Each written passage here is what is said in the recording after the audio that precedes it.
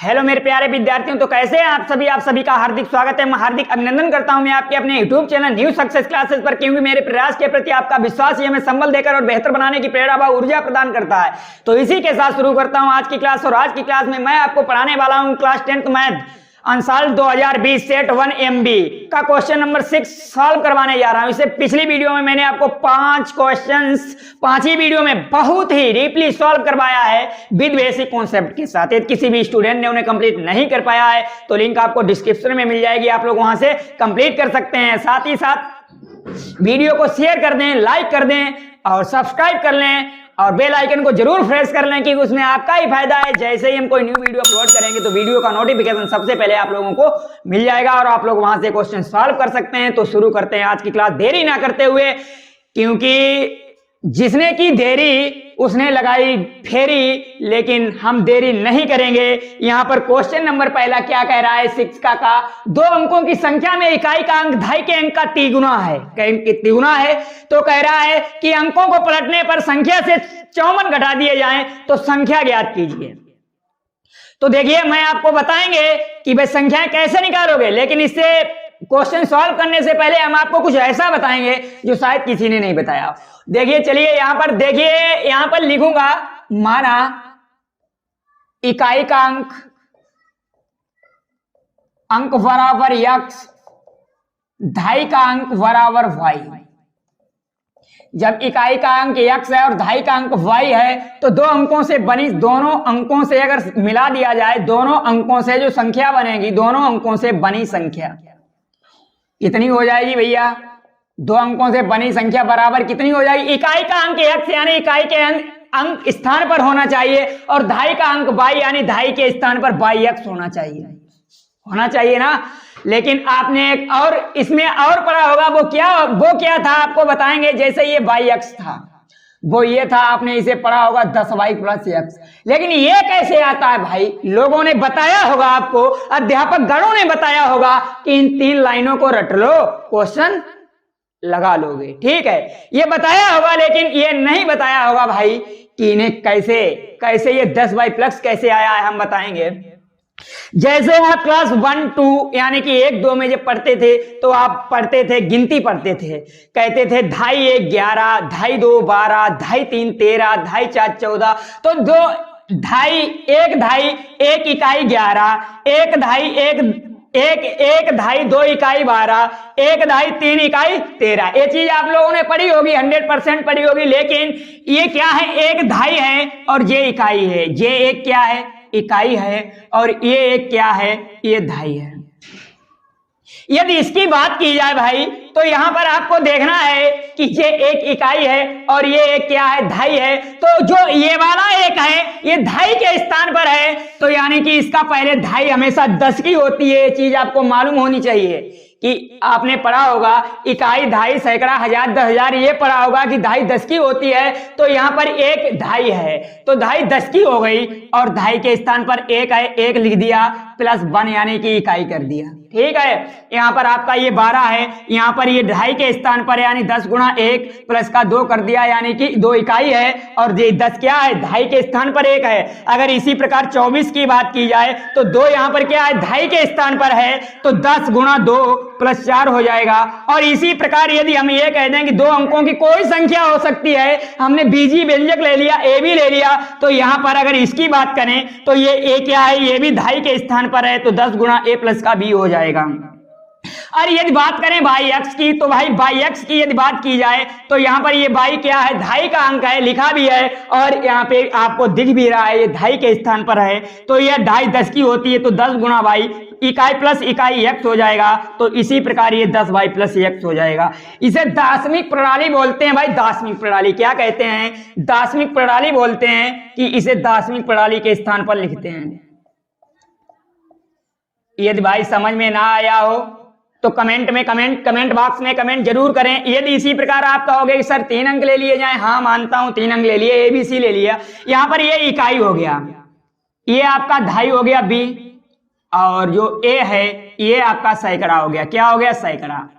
तो सैकड़ा आपने इकाई 1 की होती है, ढाई 2 की, बी ढाई यानी बी इकाई की होती है, 10 की होती है, और जो सैकड़ा है वो आपका 100 का होता है। तो यहाँ पर आपको बताएंगे कि यहाँ पर जो सैकड़ा, एक सैकड़ा के स्थान पर 100 के स्थान पर 100 गुणा इकाई, सैकड़ा के स्थान पर क्या है, ए है, ए लिख दिया, प्लस का आपका बी क्या है, ढाई के स्थान पर है, तो यहाँ पर लिख दिया ढाई 10 की होती है 10 गुणा बी है, इसके ढाई के स्थान पर बी है, बी लिख दिया, प्लस का इकाई का अंक सी है, तो इस प्रकार लिखा जाए। इसी प्रकार हमने मान लिया कि 576 है, 576 क्या है, ए बराबर 5 है, बी बराबर 7 है, सी बराबर 6 है, तो ए बी सी का मान रखेंगे 576 हो जाएगा। और आपको बताएंगे कि यदि ये इकाई ढाई सैकड़ा 5 सैकड़े के स्थान पर है तो सैकड़ा 100 का होता है, 100 लिखेंगे, गुणा सैकड़े के स्थान पर क्या है भाई 5 है तो गुणा 5 करेंगे, तो 100 गुणा 5 प्लस का ढाई, ढाई के स्थान पर 7 है, और जो ढाई 10 की होती है और ढाई के स्थान पर क्या है 7 है, तो 7 लिख दें, प्लस इकाई का अंक आपका 6 है तो 6 लिख देंगे। इस प्रकार आप इसे लिखेंगे। और भाई इसी प्रकार यहां पर ये लिखा जाता है, जो मैंने यहां पर आपको बताया, रटना नहीं है, समझना है भाई। तो देखिए अब क्वेश्चन की है बारी, अब क्वेश्चन की है बारी, क्वेश्चन किस प्रकार सॉल्व करेंगे हम आपको बताएंगे भाई, 100% बताएंगे। आपको क्या करना है कि हमारे साथ न्यू सक्सेस क्लासेस पर बने रहना है भाई। 70 में 70 दिलाने का वादा किया है, रटवा करके नहीं, समझा करके भाई, समझा करके 70 में 70 ले आएंगे। यहां पर लिखा था 2 अंकों से बनी संख्याएं, 2 अंकों से बनी जो संख्या होगी वो बाई एक्स होगी।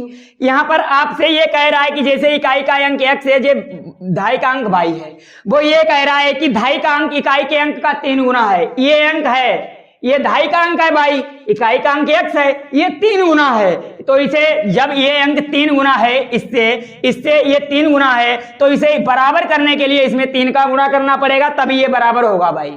समझ में आ रहा है ना? तो यहां पर इसे इस 3x इसे ट्रांसफर कर देंगे, यानी पक्षांतर कर देंगे, बराबर 0, समीकरण 1 डाल देंगे। और देखिए प्रश्नानुसार लिखेंगे।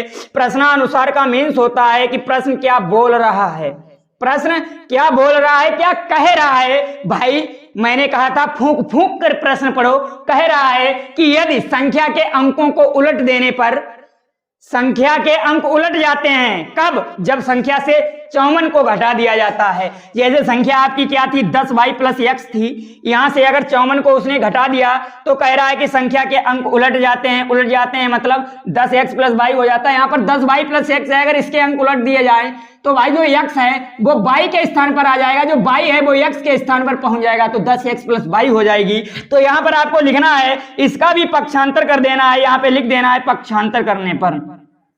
जब आप इसका पक्षांतर करेंगे तो क्या होगा भाई, जब पक्षांतर करेंगे तो यहां पर ये 10y है, ये प्लस का x है, ये माइनस का 54 उधर जाएगा, प्लस का हो जाएगा, ये प्लस का 10x ये इधर आएगा, माइनस का 10x हो जाएगा, प्लस का y ये माइनस का y हो जाएगा, बराबर प्लस का 54 हो जाएगा। यहां पर देखिए 1y 10y से घट जाएगा, 9y बचेगा, 10x से माइनस का है, माइनस का 9x बराबर प्लस का 54 बचेगा। यहां से 9 का दोनों पक्षों में भाग देने पर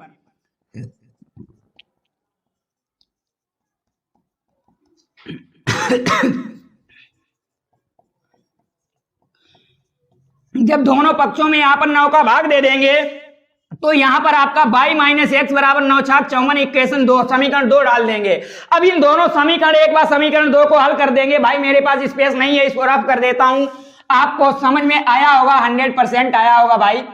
मैंने आपको बेसिक बताया है ना, बेसिक बताया है, तो देख लेना है आपको कि क्या है क्वेश्चन। क्वेश्चन ये कह रहा है, यहां पे लिखना है कि समीकरण 1 बाद समीकरण 2 को हल करने पर, और इसका आंसर आएगा, अभी से बता देता हूं।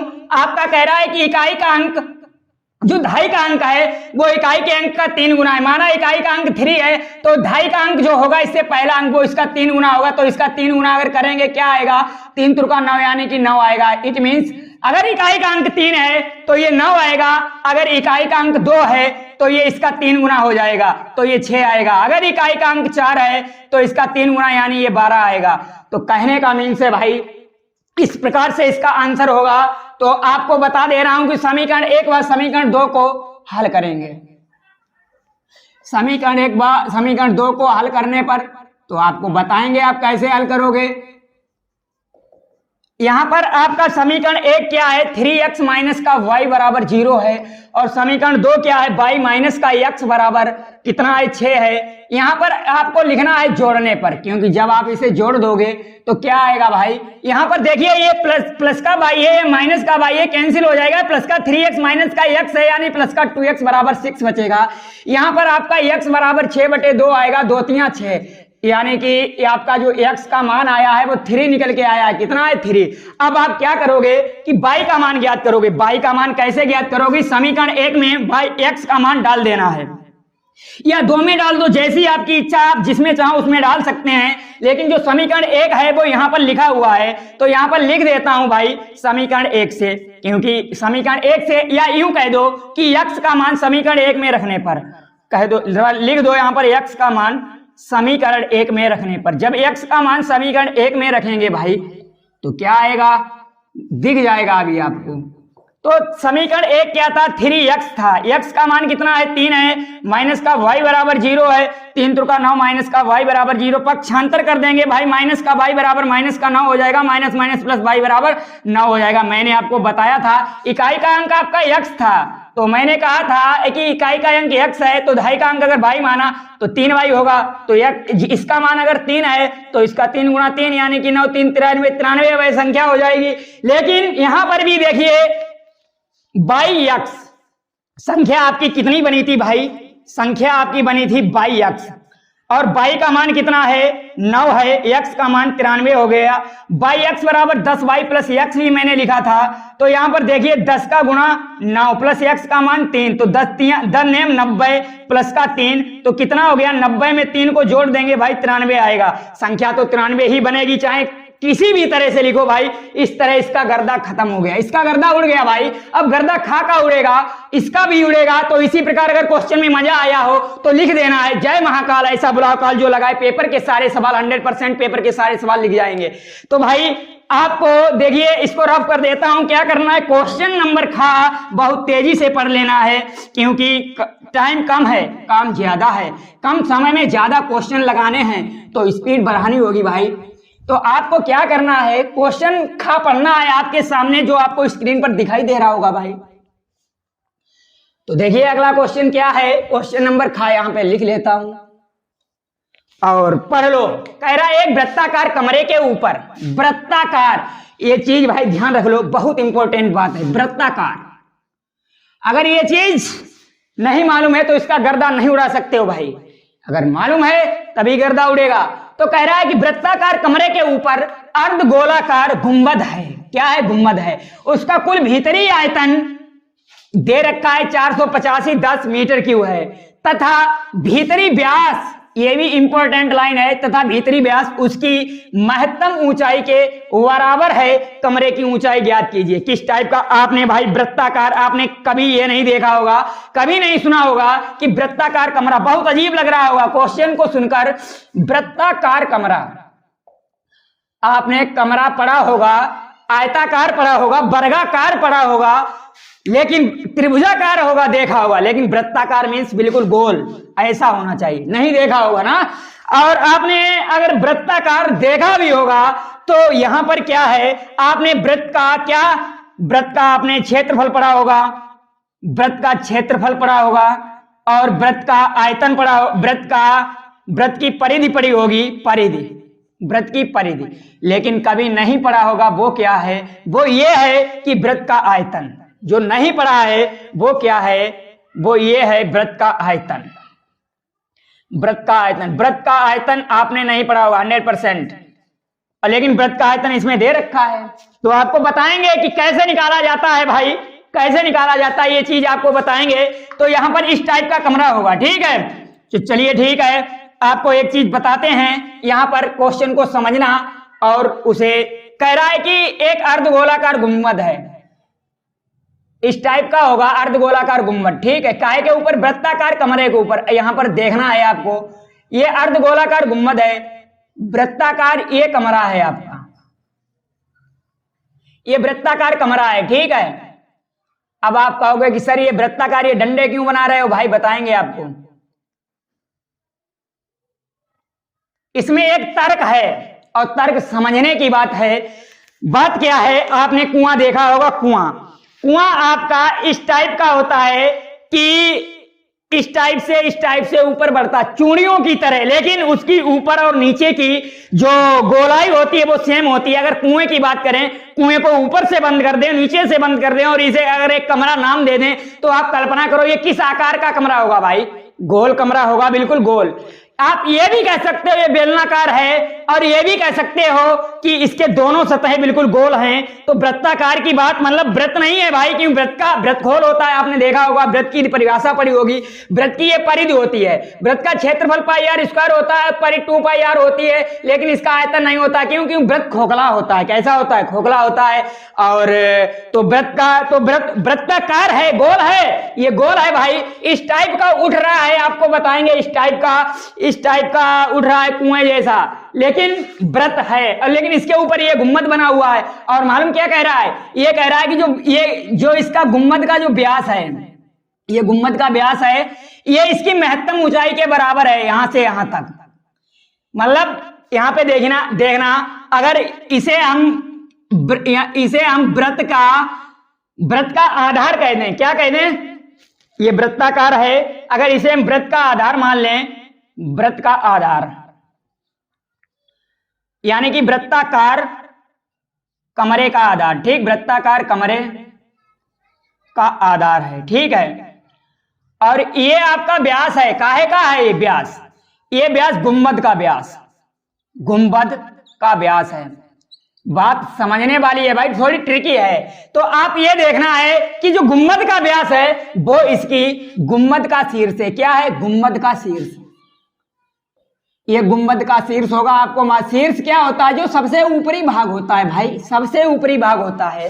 तो कह रहा है कि जो गुंबद का ये व्यास है, ये क्या है? व्यास है। मालूम है आपको, अगर ये व्यास है तो यहां से यहां तक ये त्रिज्या हो जाएगी। त्रिज्या व्यास की आधी होती है। त्रिज्या अगर आर है तो व्यास कितना हो जाएगा? पूरा 2r हो जाएगा। जानते हो, अच्छी बात है। तो यहां पर यही लिखना है कि गुंबद का व्यास, गुंबद का व्यास बराबर महत्तम ऊंचाई।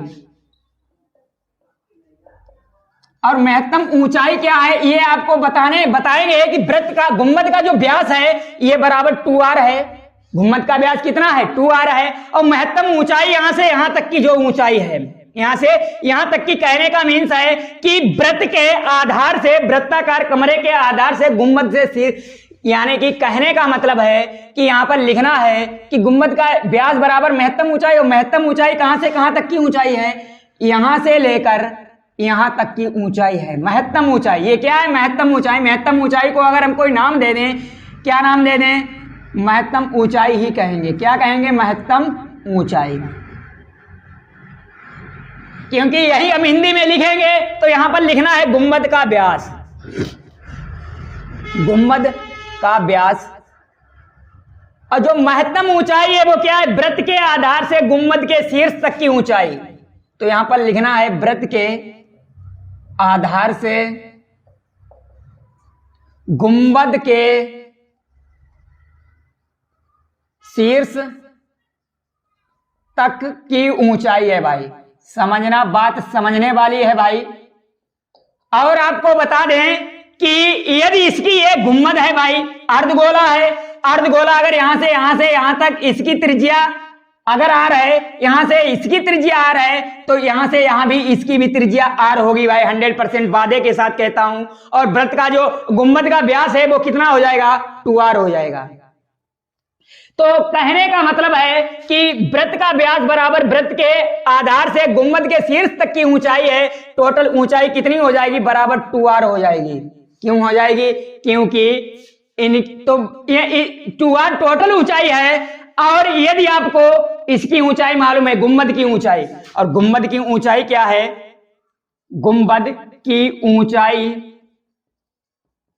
बराबर आपको मालूम है r है। कितनी है? r है, क्योंकि इसकी त्रिज्या ही है गुंबद की ऊंचाई। गुंबद की ऊंचाई गुंबद की त्रिज्या है, तो गुंबद की ऊंचाई बराबर r। क्यों? गुंबद की त्रिज्या है। तो यहां पर आपको एक बात देखनी है कि जो वृत्ताकार कमरा है उसकी ऊंचाई कितनी होगी। तो वृत्ताकार यहां पर लिखना है कि वृत्ताकार कमरे की ऊंचाई, वृत्ताकार कमरे की जो ऊंचाई होगी भाई, अगर उसे हम कोई नाम h दे दें, ठीक है, h नाम दे दिया कि ये यहां से यहां तक की ऊंचाई h है, कितनी है h, तो ये h क्या हो जाएगी भाई, जो टोटल ऊंचाई है, टोटल ऊंचाई कितनी है 2r है। क्यों है? क्योंकि भाई इसका जो व्यास है 2r, भाई इसकी महत्तम ऊंचाई है ना। और यहां पर आपको इसकी माइनस, अगर 2r क्या है, टोटल ऊंचाई है, महत्तम ऊंचाई है वृत्त, यानी कि जो वृत्त के शीर्ष से वृत्त के आधार से गुम्मद के शीर्ष तक की ऊंचाई है, और यहां से यहां तक की ऊंचाई, हमें गुम्मद की ऊंचाई r मालूम है, तो यानी कि इसकी जो टोटल ऊंचाई है माइनस गुम्मद की ऊंचाई r माइनस कर दी जाए, तो जो वृत्ताकार कमरे की ऊंचाई है, वृत्ताकार कमरे की यहां से यहां तक की ऊंचाई है h बराबर 2r माइनस r, r आ जाएगी भाई, कितनी आ जाएगी r। और यदि इस वृत्ताकार कमरे के आयतन की बात करें तो यहां पे लिखना है वृत्ताकार कमरे का आयतन, क्योंकि ऊंचाई मालूम हो गई तो कमरे का आयतन। देखिए भाई, आप जैसे ये कुआं है, कुआं, मैंने कुआं का ही उदाहरण क्यों लिया, क्योंकि वही वृत्ताकार कमरे जैसा है। अगर कुएं की बात करें तो कुएं का ये जो ये आधार है, आधार क्या है, वृत्त के आकार का है, तो इसका क्षेत्रफल क्या होता है, आधार का क्षेत्रफल, इसका पाई आर स्क्वायर होता है। और यदि इसकी ऊंचाई h से इसमें गुणा कर दिया जाए तो इसमें क्या हो जाएगा, ये इसका आयतन बन जाएगा। क्या बन जाएगा? आयतन बन जाएगा। वृत्ताकार जो कुआं होता है, कुएं का आधार पाई आर स्क्वायर, उसके आधार का क्षेत्रफल पाई आर स्क्वायर होता है, और ऊंचाई h से गुणा कर दिया जाए तो वह उसका आयतन बन जाएगा। तो अगर इसके आयतन की बात करें तो उसके मतलब आधार का क्षेत्रफल ये पाई आर स्क्वायर रख देंगे, और इसकी ऊंचाई h है, h का गुणा कर देंगे, और यहां पर h का मान रख देंगे। h का मान क्या है भाई, h बराबर आपका r है, तो यहां पर r स्क्वायर यानी कि r, h का मान r रख देंगे, तो ये पाई आर क्यू हो जाएगा। क्या हो जाएगा? यानी कि वृत्ताकार कमरे का आयतन पाई आर क्यू हो जाएगा। और आपको एक बात और बताएंगे भाई, क्या बताएंगे, यहां पर आपको लिखना है कि अर्धगोले, अर्धगोलाकार गुंबद का आयतन कितना हो जाएगा। अर्धगोलाकार जो गुंबद का आयतन है, आप जानते हो कि अर्धगोले का आयतन 2/3 पाई आर क्यू होता है। खरी सी बात है, क्यों? क्योंकि त्रिज्या आपको पता है उसकी आर ही है, और अर्धगोले का आयतन 2/3 पाई आर क्यू होता है। अब आपने इसकी सारी चीजें याद कर ली हैं, अब क्वेश्चन में कुछ नहीं रहा भाई, गर्दा उड़ गया। बहुत आराम से गर्दा उड़ा लोगे भाई, आप लोग बहुत आराम से उड़ा लोगे। तो आपको बताएंगे, क्या बताएंगे, यहां पे देखिए आपको एक चीज बताएंगे कि जैसे आपको इसका कुल आयतन दिया गया है, कुल आयतन क्या है आपको वो भी बताएंगे। कुल आयतन इसका और इसका और इसका ये टोटल आयतन दिया गया है, कितना है आपको बताएंगे। देखिए यहां पे लिखना है, वो कह रहा है कि तथा इसका भीतरी, उसका कुल भीतरी आयतन कितना है। कुल भीतरी आयतन कहने का मीन्स है कि अर्धगोले का आयतन, अर्धगोले का आयतन प्लस का वृत्ताकार कमरे का आयतन, अगर इन दोनों की बात की जाए, आयतन को जोड़ दिया जाए, वो आपको दिया गया है 485 मीटर क्यूब। और यहां पर आपका जो अर्धगोला है, इसका आयतन आपको मालूम है 2/3 पाई आर क्यू है। कितना है? 2/3 पाई आर की पावर 3। वृत्ताकार कमरा है, इसका भी आयतन आपने ज्ञात कर लिया है, वो कितना दिया गया है भाई, वो आपका दिया गया है, कितना है यही ज्ञात किया है आपने। वृत्ताकार कमरे का आयतन पाई आर क्यूब मीटर की घात 3, क्योंकि मीटर में चल रहा है भाई यूनिट आपकी, तो प्लस पाई आर की घात 3 बराबर आपका क्या हो जाएगा 485 और 485 10। ठीक है, यहां पर आपको इसे जोड़ देना है। जब आप इसे जोड़ दोगे तो क्या हो जाएगा, यहां पर देखिए पाई आर क्यू कॉमन ले सकते हो, क्योंकि यहां पर भी है यहां पर भी है, कॉमन ले लोगे आपकी कैलकुलेशन सिंपल हो जाएगी भाई, यही बताना चाहता हूं। तो पाई आर क्यू कॉमन ले लिया तो यहां पर आपका 2/3 प्लस का 1 हो गया, क्योंकि यहां पर 1 बचेगा, पाई आर क्यू चला जाएगा, ये कॉमन ले लिया है। ठीक है, बराबर 485 और 10। यहां पर आप क्या करोगे, इसे जब जोड़ दोगे तो कितना आएगा, 3 एलसीएम आ जाएगा। कितना आ जाएगा? 3 एलसीएम आ जाएगा। तो यहां पर लिखना है पाई आर की पावर 3, 3 एलसीएम ले लिया तो 2 प्लस का 3 बराबर 485 और 10 आ गया। ठीक है, अब आपको आगे देखना है भाई, आगे इसे कैसे सॉल्व करोगे। आगे कैलकुलेशन सिंपल हो गई है भाई, ये तो 3 2 5/3 हो गया, तो यहां पे लिख देना है पाई का मान रख दो। पाई का मान आपको दिया गया है क्वेश्चन में, पाई बराबर 22/7। ठीक, ये मान इसमें रख देंगे तो 22/7 यहां पे रखो, 22/7 गुणा r की पावर 3। ठीक है, इसमें जब 3 2 5/3 हो जाएगा, ठीक है, बराबर 485 10 हो जाएगा। यहां पर r की पावर 3 का मान निकालना है, तो देखिए 4 बराबर 485 10, जो 3 है जो नीचे वाले हैं, नीचे वाले 3 और 7 जे ऊपर पहुंच जाएंगे, 3 गुणा 7, और जो ऊपर वाले हैं आपके 22 और 5 ये नीचे आ जाएंगे, 22 और 5। तो यहां पर अभी से काट देना। देखिए काटने की सरल ट्रिक बताएंगे। यहां पर 0 है, 22 का 5 में गुणा कर देंगे, 22 पंजे 110, यानी 0 लास्ट में बन जाएगा, तो आप आसानी से काट सकते हो। तो यहां पर देखिए 485 10 गुणा 7 21 बटे 22 पंजे 110, इस 0 से 0 कैंसिल कर दिया, ये 11 बचा, 11 का भाग दे दिया, 11 चौक 44 बचे 4, 11 चौक 44 बचा 1, यहां पर 1 हो जाएगा, 11 1 11। यहां पर जो आपका ये होता है क्या, 441 जो होता है वो आपका 21 का वर्ग होता है। आप लोग ये चीज जानते होगे ना, जब जानते हो तो यहां पर r घात 3 बराबर ये 21 का स्क्वायर हो जाएगा, और गुणा 21 घात 1 बन ये है, तो क्या हो जाएगा 21 घात 3 हो जाएगा ना। जब 21 घात 3 हो जाएगा तो यहां पर आपको क्या लिखना है, घातों की तुलना से। जब घातों की तुलना कर दोगे तो जो त्रिज्या निकल के आएगी भाई वो क्या हो जाएगी, यहां पर लिखना है घातों की तुलना से। घातों की तुलना से, जब घातों की तुलना करेंगे भाई तो क्या आएगा, यहां r बराबर 21 मीटर आएगा ना। और वो कह रहा था कि तो इसकी महत्तम ऊंचाई ये ज्ञात करो, ये कह रहा था ना। और जो महत्तम ऊंचाई क्या थी, मैंने आपको बताई थी कि महत्तम ऊंचाई बराबर क्या था, अर्धगोले का व्यास, क्या था, गुंबद का व्यास। अर्धगोला का हो या गुंबद का हो एक ही बात है, गुंबद का व्यास। और गुंबद का व्यास क्या था, गुंबद का व्यास 2r था, क्योंकि इसकी ये त्रिज्या r है और ये व्यास ये r है, तो व्यास 2r हो जाएगा ना, क्योंकि व्यास जो d होता है वो त्रिज्या का 2 गुना होता है। ठीक है, तो यहां पर व्यास 2r हो जाएगा, और व्यास 2 और r आपको 21 सेंटीमीटर आपने ज्ञात कर लिया है। तो यहां पर आपको लिख देनी है, क्या लिखना है कि जो महत्तम ऊंचाई निकल के आएगी वो क्या हो जाएगी, महत्तम ऊंचाई बराबर 21 दूनी 42 मीटर।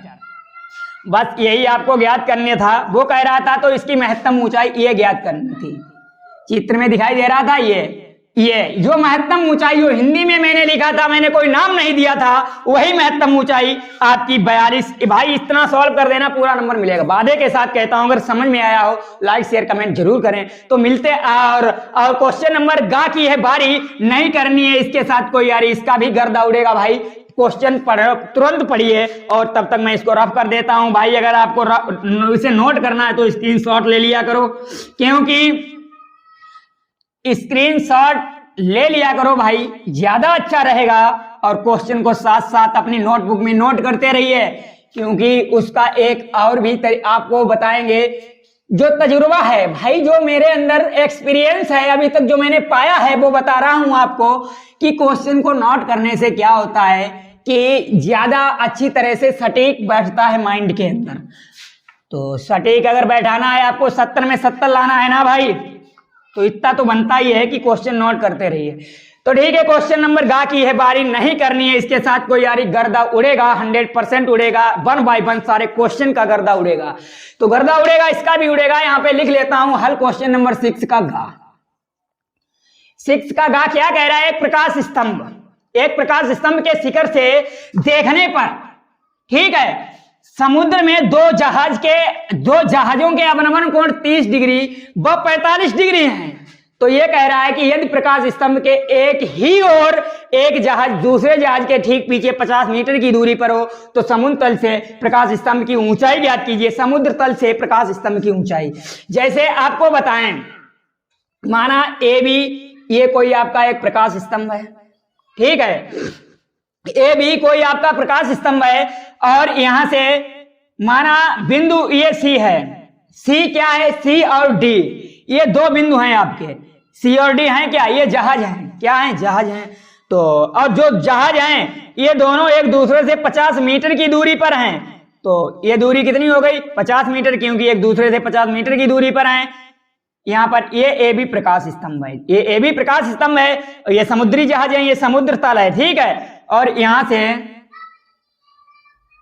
इसे मिला दिया, ठीक है, मिला दिया, क्योंकि देखते हैं ना, यहां से देखते हैं समुद्र, इस जो प्रकाश स्तंभ के शीर्ष से देखने पर, यानी कि यहां से जब देखते हैं प्रकाश स्तंभ के शीर्ष से देखते हैं, तो जो समुद्री जहाज सी और डी है, यहाँ सी और डी जो समुद्री जहाज हैं एक दूसरे से 50 मीटर की दूरी पर हैं, और समुद्री जहाज इनके अवनमन कोण 30 डिग्री बा, ये दोनों समुद्री जहाज हैं।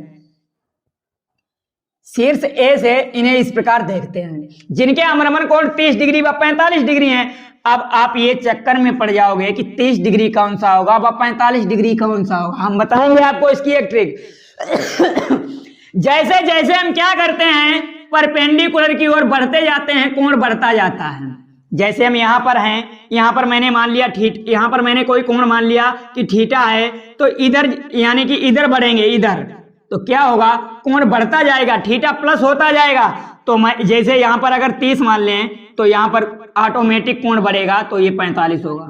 क्यों, क्योंकि ये 90 डिग्री होता है भाई, इसके बिल्कुल यहाँ पे 90 डिग्री होगा, इधर जाएंगे तो घटता जाएगा 90 डिग्री। जब 90 डिग्री से घटेगा, यहाँ पे 90 डिग्री ये एंगल है, और यहाँ से अगर इधर बढ़ेंगे तो घटेगा, तो 90 से जैसे ही माइनस करेंगे तो पहले 45 पड़ेगा ना, पहले 45 पड़ेगा, तो ये 45 होगा, उसके बाद में 30 पड़ेगा ना, तो ये 30 होगा, ये वाला 30 होगा। समझ में आया होगा, अगर समझ में आया हो तो अच्छी बात है, ठीक है। तो चलते हैं भाई।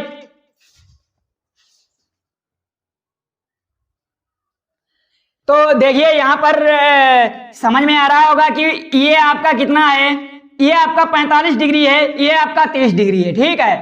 तो फिर अब क्या करते हैं, क्योंकि अगर नहीं समझ में आया हो तो और समझाते हैं। जैसे ये आपकी कोई एक स्ट्रेट लाइन है, ये मैंने लंब डाल दिया, 90 डिग्री हो गया, और मैंने कहा इधर ये कम होगा भाई, तो ये कितना होगा, ये और ये, क्योंकि 90 डिग्री से कम होगा, तो 90 डिग्री से कम यानी कि मान लिया कम हो रहा है, तो कम करते करते इसमें ये 60 आया, तो ये कितना आ जाएगा, ये वाला, ये 60 से भी कम होगा, और इससे भी कम होगा, तो ये 30 हो जाएगा। तो इसी प्रकार ये आपको समझना है, ठीक है। तो ठीक है, आगे बढ़ते हैं भाई। ये आपका 30 डिग्री है, और यहां पर लिखना है, माना ए बी कोई एक प्रकाश स्तंभ है, माना ए बी कोई एक प्रकाश स्तंभ है, सी और डी दो समुद्री जहाज हैं, दो समुद्री जहाज हैं जिनके बीच की दूरी 50 मीटर है। यही आपको लिखना है, जिनके बीच की दूरी कितनी है, 50 मीटर है। ए बी कोई एक प्रकाश स्तंभ है, सी डी दो समुद्री जहाज हैं, बीच की दूरी 50 मीटर और अवनमन कोण 30 डिग्री व 45 डिग्री है। तो यहाँ पर आपके दो त्रिभुज बने, कितने बने, दो, एक ये और एक ये बना ना। तो यहाँ पर पहले आप कौन से त्रिभुज, तो यहाँ पे लिखना है कि त्रिभुज यानी समकोण त्रिभुज, कौन सा, तो देखना यहाँ पर लिखना है समकोण त्रिभुज ए बी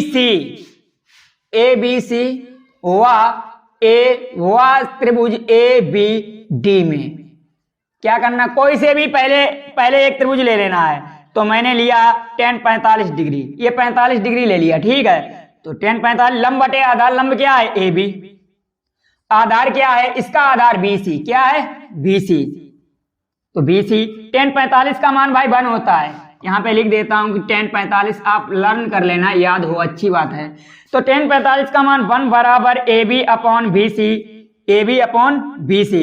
यहाँ पर क्या करना है, अपॉन 1 कर लेना, क्रॉस मल्टीप्लाई कर देना है, तो BC बराबर क्या आ जाएगा, AB आ जाएगा, ठीक है। तो BC बराबर AB। इक्वेशन इसे समीकरण 1 डाल देना है, यानी BC ये दूरी और ये दूरी, प्रकाश स्तंभ की ऊंचाई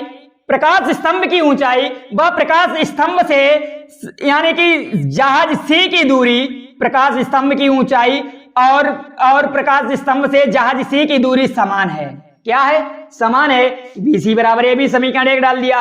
अब आपको क्या करना है? अब आपको समकोण त्रिभुज क्या लेना है? ABD में क्या करोगे कि tan 30 डिग्री यानी 30 डिग्री बराबर लंब बटे आधार।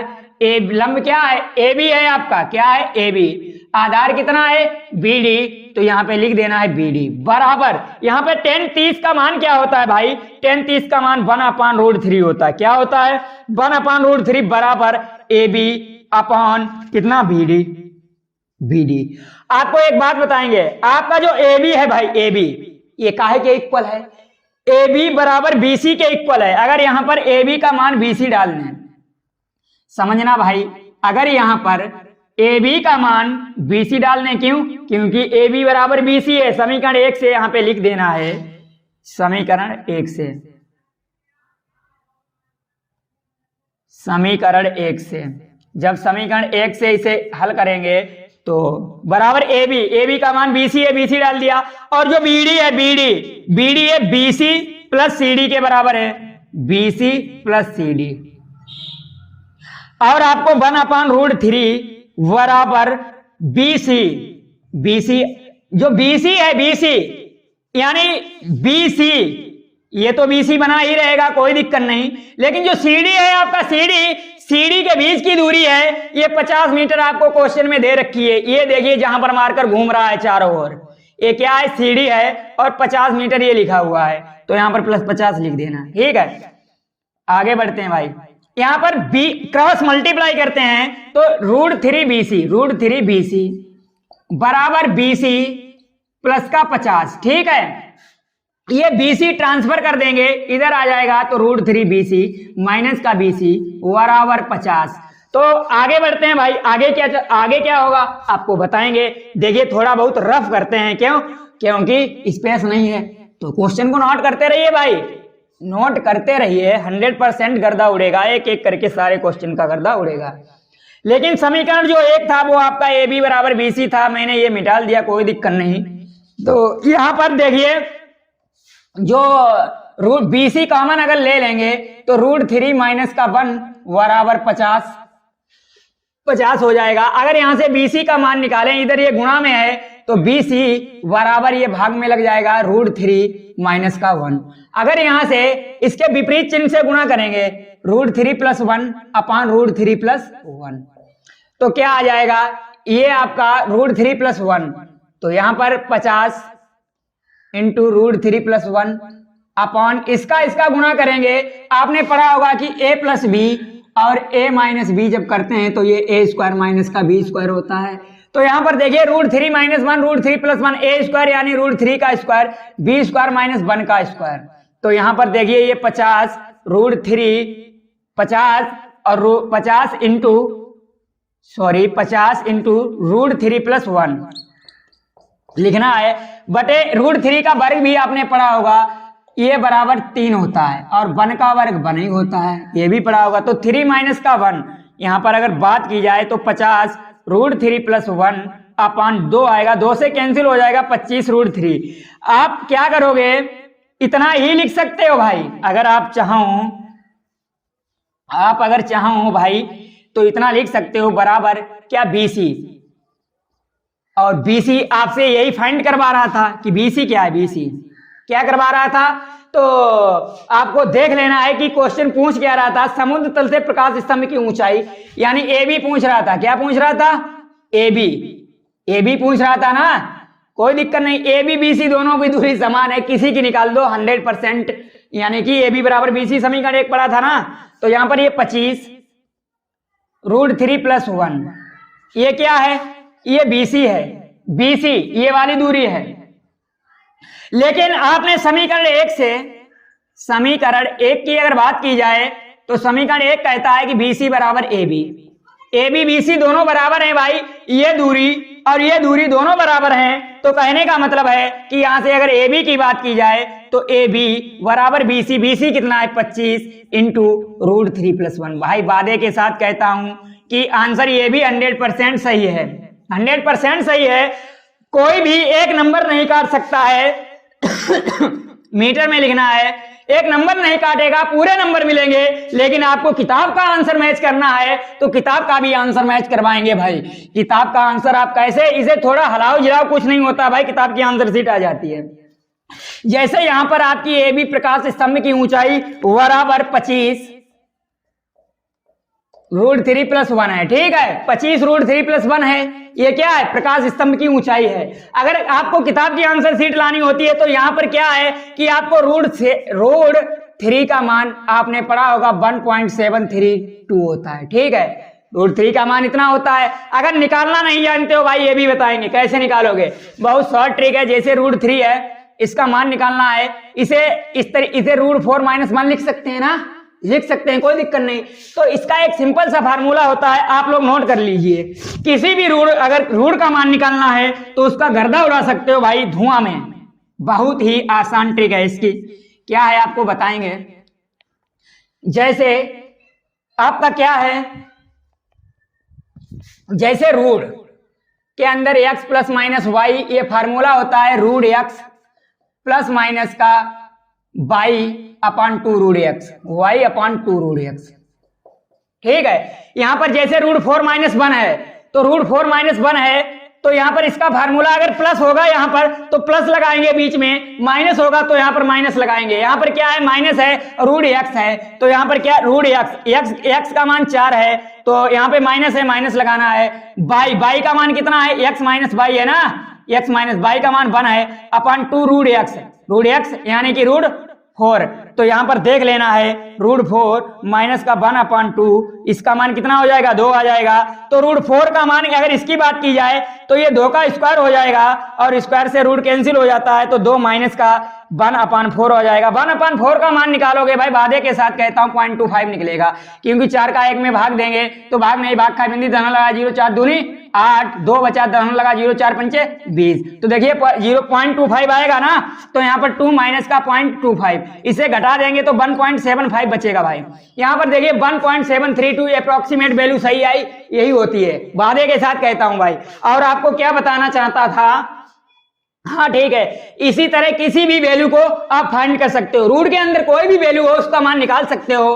तो यहां पर आपकी किताब का आंसर मैच कराना था, वो भी कराएंगे।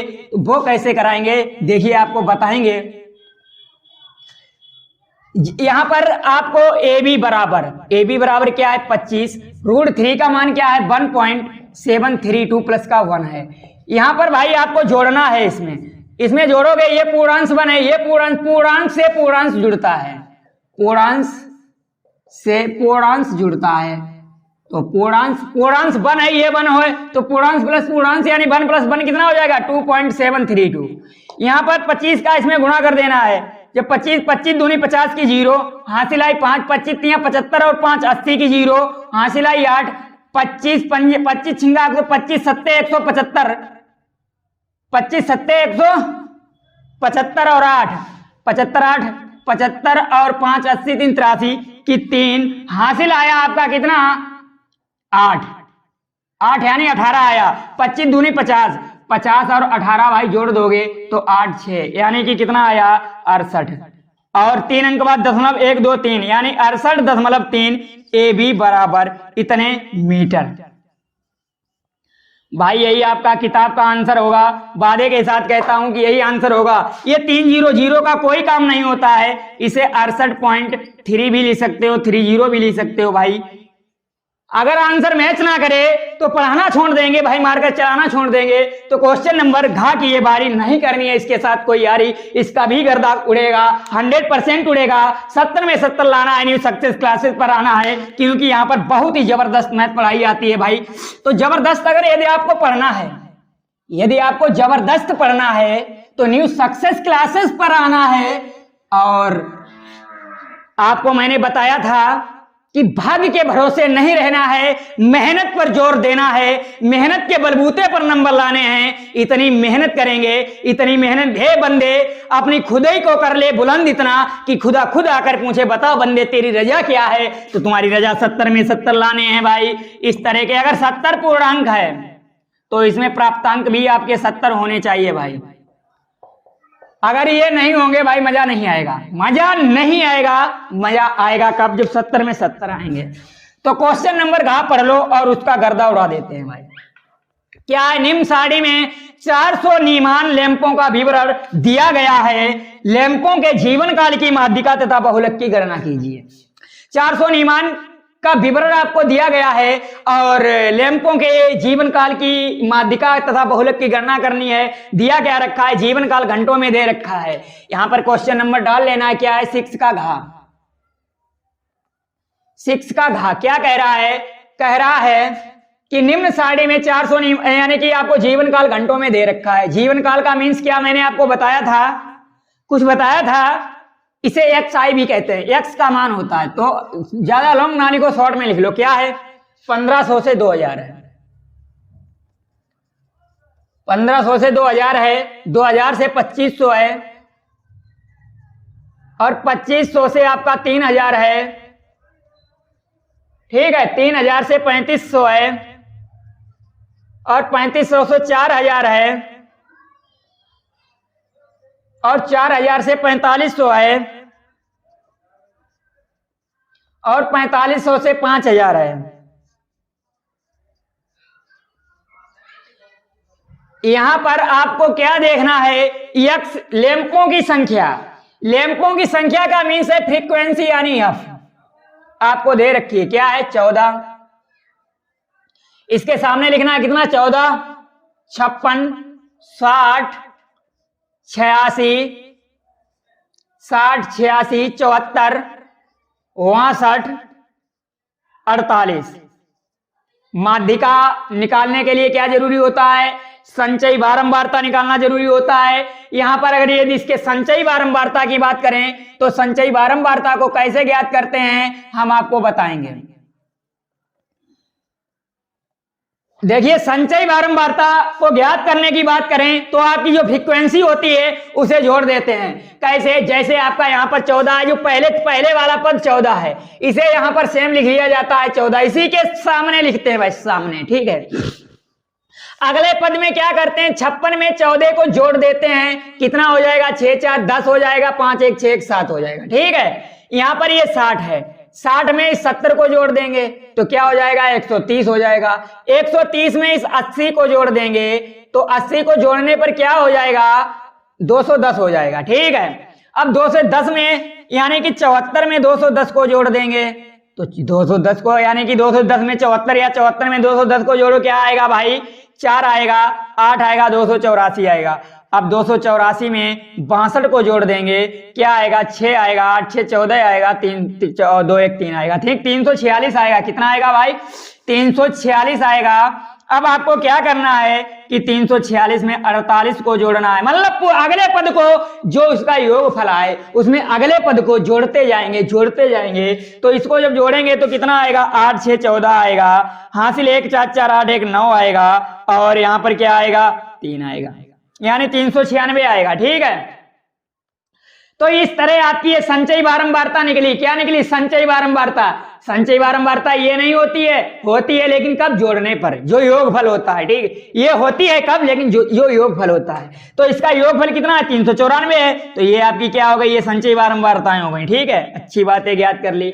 लेकिन आपकी संचयी बारंबारता का जो लास्ट पद होता है भाई, यही आपका क्या होता है? यही आपका n होता है। इसका योगफल n लिखते हैं। n 396 ही आएगा। 100% वादे के साथ कहता हूं, नहीं तो जोड़ के देख लीजिए कैसे, आपको बताता हूं। 6 4 10, 10 में 0 को जोड़ा, फिर 0 को जोड़ा, 10 ही रहा। 10 4 14, 14 और 2 16, 16 और 8, 16 और 8 कितना हो जाएगा? 24 हो जाएगा। हासिल 2 आ जाएंगी। 5 और 1 6 हो जाएंगी। 6 6 12 हो जाएगा। 12 8 20 हो जाएगा। 7 27 हो जाएगा। 27 6 33 हो जाएगा। 33 और 4 37 हो जाएगा। 37 और 2 39 हो जाएगा। तो भाई आपका जो n का मान आया है, ये n बराबर 394 आया है। अब आपको क्या करना है कि माध्यिका का फार्मूला डाल देना है। क्या? लेकिन कब यार? माध्यिका का फार्मूला डालेंगे, लेकिन कब आपको बताएंगे। यहां पे लिखना है कि n बराबर, जहां n बराबर 394, जो एक क्या है, सम संख्या है। 394 क्या है, एक सम संख्या है भाई। जो एक सम संख्या, अगर 394 एक सम संख्या है तो इसलिए इसकी माध्यिका क्या हो जाएगी, तो इसलिए इसकी माध्यिका बराबर n/2, और n/2 यानी कि 394/2। 394 में 2 का भाग देंगे, 2 एकम 2 बचा 1, 2 नेम 18 और बचा 1, 2 सत्ते 14 यानी 197। अब आपको देखना है कि जो माध्यिका 197 आई है, माध्यिका बराबर क्या हो गई, n/2 बराबर 197। ये संचयी बारंबारता में कहां पर मिलेगी, संचयी बारंबारता में देखना है हमें। तो संचयी बारंबारता में 197 यानी कि 130 197 से कम है, तो यानी कि यहां पहले मैंने फर्स्ट पद में 70 में देखा, बहुत कम है। 130 ये भी 197 से बहुत कम है, लेकिन 197 मिलेगा किसमें भाई, ये देखना है। तो बात करते हैं, यदि 130 से आगे बढ़ा 210 आया तो 197 210 में मिला, कहां मिला, 210 में मिला। तो 197 किस में मिला, तो यहां पे लिख देना है, क्या लिखना है कि जो वर्ग अंतराल 3000 से 3500 के बीच में स्थित है, माध्यिका 197 आई, n/2 बराबर 197 आया, जो कि इसको रफ कर देता हूं भाई, नोट कर लेना, नहीं तो स्क्रीनशॉट ले लेना है, ठीक है। आगे बढ़ता हूं, टाइम को वेस्ट ना करते हुए मटेरियल आगे बढ़ाते हैं। आंसर शीट लाने के लिए माध्यिका कैसे लाओगे आपको बताएंगे।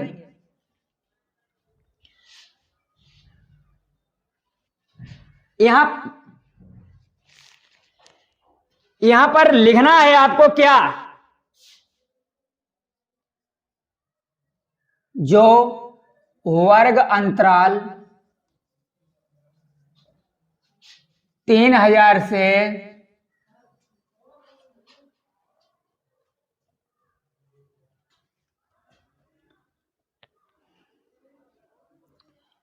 3500 के बीच में स्थित है, 3000 से 3500 के बीच में स्थित है, बीच में स्थित है, ठीक है। अब आपको क्या करना है कि माध्यिका का जो फार्मूला होता है, इसलिए माध्यिका बराबर यहां पे लिखना है, इसलिए माध्यिका बराबर L1 प्लस का n/2 माइनस का CF अपान F इंटू EH, ठीक है। L1 जो वर्ग अंतराल का पहला पद है, ये आपका L1 होगा। यहां पर जो फार्मूले में यूज करेंगे, वर्ग अंतराल का पहला पद हमेशा कितना है, पहला पद 3000 है, तो यहां पे लिख लिया है L1 बराबर 3000 प्लस का n/2 आपने निकाला है, कितना आया, 197 आया, 197 माइनस का CF आपकी जो फ्रीक्वेंसी बारंबारता थी, बारंबारता किसमें मिली, 210 में मिली थी। 210 के सामने वाला पद क्या था आपका, 210 के सामने वाला पद 3 यानी कि 3000 से 3500 के बीच था, और इसके ऊपर वाला जो था वही CF यानी फ्रीक्वेंसी में 210 के ऊपर वाला पद 130 था, तो ये आपका CF हो गया, तो 130 हो गया अपॉन F यानी फ्रीक्वेंसी आपकी क्या होती है, इसके वर्ग अंतराल के जो सामने वाला पद ये 86 है, यही आपकी फ्रीक्वेंसी होती है, F होती है, तो बटे 86 इंटू H का मान आप कैसे निकालोगे भाई, H आपका जो होता है, H का मान H बराबर L2 माइनस का L1, ये आपका L1 है और ये L2 है, यानी वर्ग अंतराल होता है, तो ये कितना आएगा, 3500 में से 3000 माइनस करेंगे तो 500 बचेगा। तो यहां पर आपको लिखना है कि यहां पे 3000 डाल देना है, तो 3000 प्लस 197 यानी कि H का मान यहां पर 500 रख देना है, ठीक है। 197 में से 130 माइनस करेंगे, 7 बचेगा, 6 बचेगा, बटे 86 इंटू 500। अब इसको सॉल्व कर देना है भाई, आंसर आ जाएगा। सॉल्व करने के लिए क्या करोगे, 2 से काट दोगे, 250 आएगा, 2 चौको 8, 2 3 6, ठीक है। यहां पर आपको क्या करना है कि करना क्या है, आंसर लाना है भाई, कैलकुलेशन है, बहुत सिंपल हो गई है।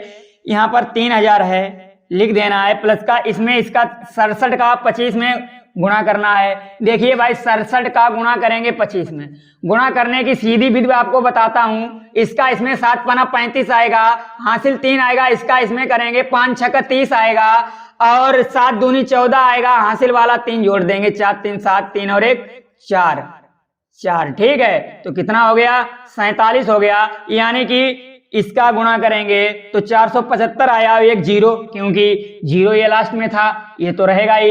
इसका ये सीधा गुणा करते हैं। कैसे करते हैं? 5 में 7 का करते हैं, 5 7 35 आता है, 3 हासिल आएगा, और 5 6 का 30, 7 दूनी 14, 30 14 और 3 हासिल वाला जोड़ देंगे तो 4 3 7 3 1 4 47 आएगा। ठीक है, तो इस तरह से आप याद कर लोगे बटे 43।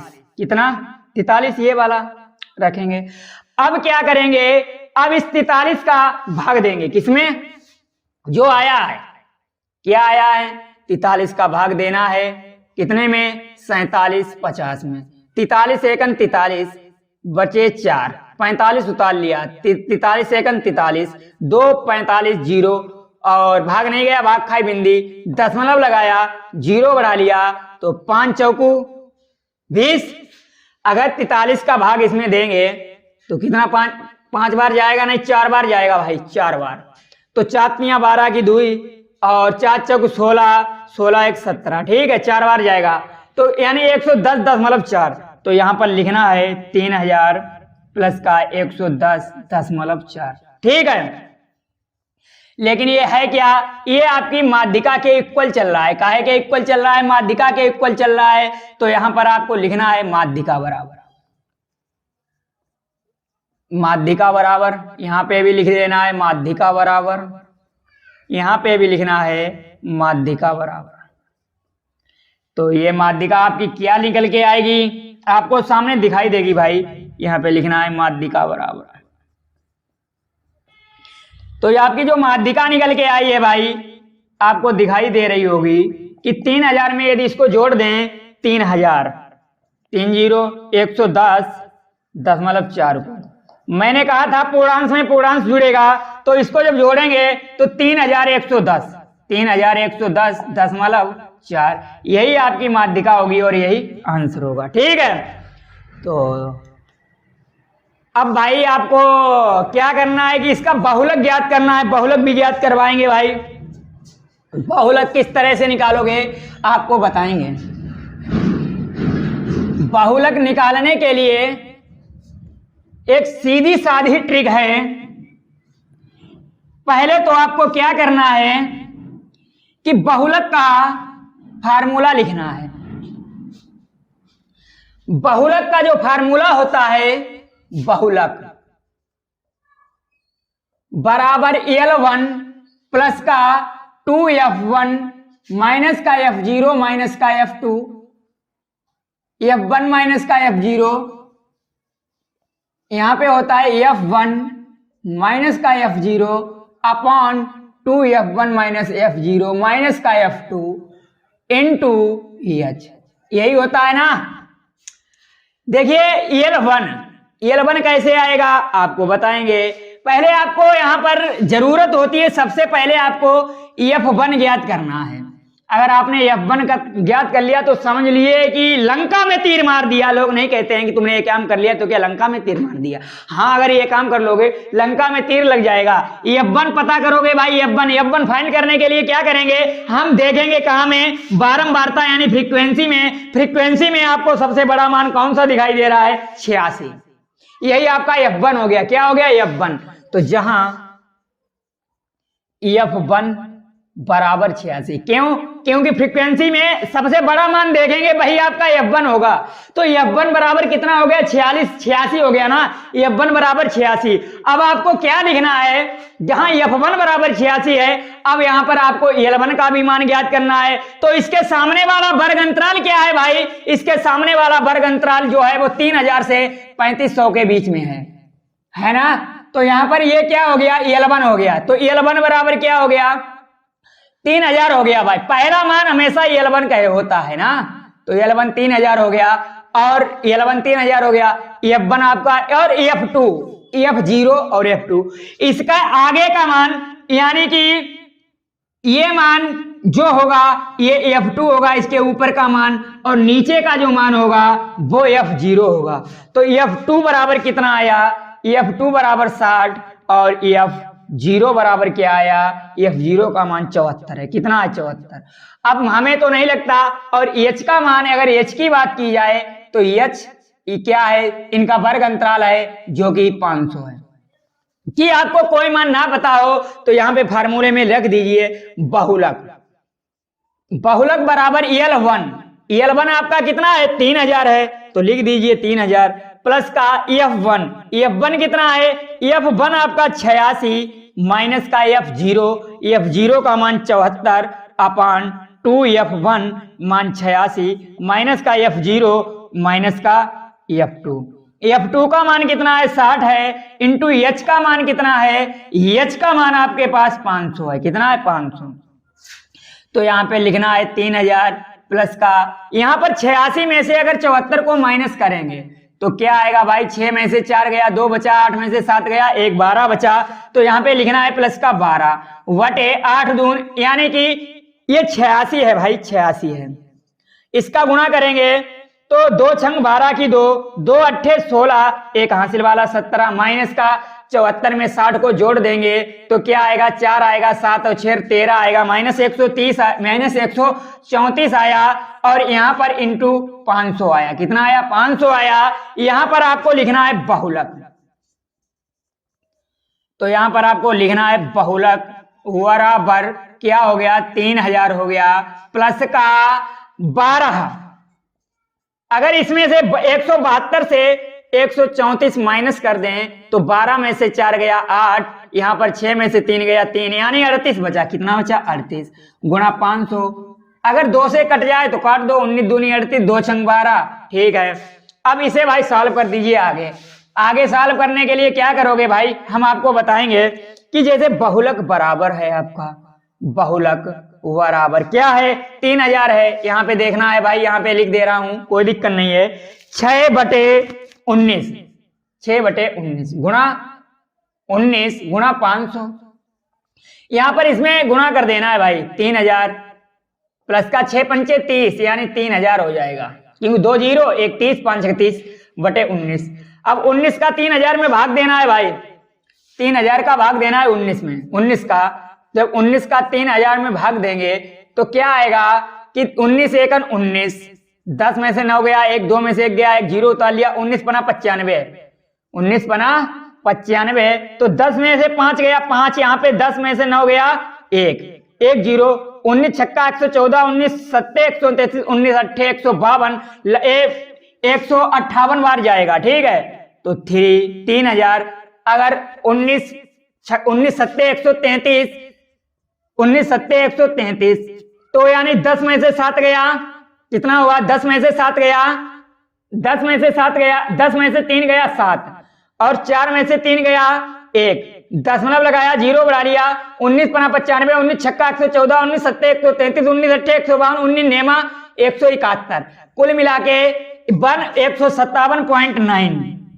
157.9। भैया मैंने 158 लिख लिया था, कोई दिक्कत कर दी थी, पॉइंट बने तो कम आया ना, तो बस कोई दिक्कत नहीं यार, ये थोड़ा बहुत इधर उधर हो जाता है। इसे अगर जोड़ लीजिए पूर्णांक से पूर्णांक जुड़ेगा तो 7 5 1 3.9, यही आपका क्या हो जाएगा, बहुलक आ जाएगा। और आंसर शीट आपको नोट कर लेना है। तो भाई ये थी आज आपकी क्लास। यदि किसी भी स्टूडेंट को समझ में ना आया हो तो कमेंट बॉक्स में कमेंट जरूर करें, और मिलते हैं अपनी अगली वीडियो में। और वीडियो को अंत तक पूरा देखें, पूरा देखने के लिए धन्यवाद।